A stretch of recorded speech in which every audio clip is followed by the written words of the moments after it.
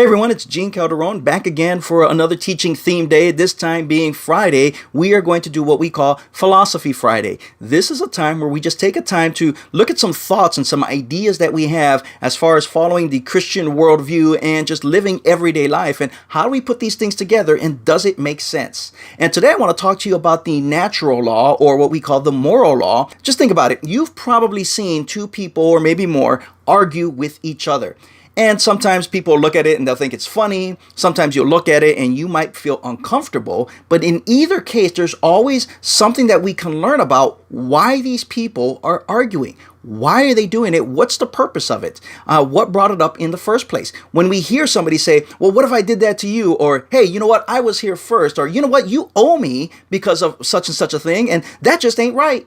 You might hear all these different things, and I'm sure you've heard them from educated or uneducated, from young children to grown-ups. We've all heard an argument that takes some kind of form in those kind of arguments. But if you'll notice, not only is one or both people on those arguments unhappy, but they're also holding each other to a standard that they expect the other person to already know.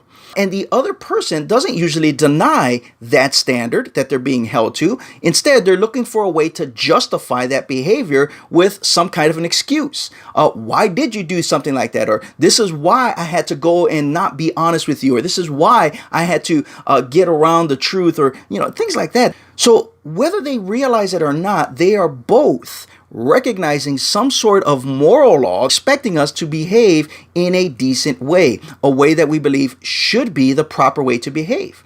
Because if they didn't hold to these standards that we are reacting to, there wouldn't be any accusing or defending going on back and forth. There'd be no need to argue or to show someone that they were in the wrong unless there was a moral law that exists that showed us right from wrong, good from bad.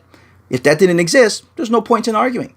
It's just like in sports. You can't call something a foul unless everybody was aware of the rules of the game when they started to play it. And this law that we talk about, that we use, is called the law of nature. Now, it's not like gravity or biology or chemistry, but it's the law of human nature. And the main difference between this law and those other laws that I mentioned is that we are free to disobey these laws. Now, we all know that murdering, stealing, lying, and cheating, that those are all wrong. Well, how do we know that? Did we read a book before we realized that? Did someone have to tell us before we start behaving a certain way? No, we know that when we act out these behaviors, we probably should hide it because we don't want to get caught doing it. How do we know that? There is a standard of perfect righteousness that's written on our hearts. And the further that we get away from that standard, the more wrong we are going to be. So that standard and that source of the moral law that is written on our hearts, that no one had to teach us, that no one had to demonstrate to us, we just know somehow we ought not do this. And yet we choose to do it, and so therefore we need to hide it. That is because of the moral law written on our heart, given to us by the moral law giver, because a law doesn't exist unless somebody writes it or makes it known to each and every one of us, and we call that moral law giver God. Something that is beyond humanity and beyond human nature, that reveals it to us or shares it with us, and none of us deny it. In fact, we use it every day, even to accuse or to defend ourselves. We know this. And again, that's something that you can actually read about in the book of Romans, where he says people who are with the Bible or without the Bible, whether they're holding to or denying their behavior, you could actually look that up in the scriptures and find that in the book of Romans. So again, this is Philosophy Friday. Does it make sense that even in our arguments, we are revealing the truth that there is a moral standard out there? Now, the question is, where does that moral standard come from?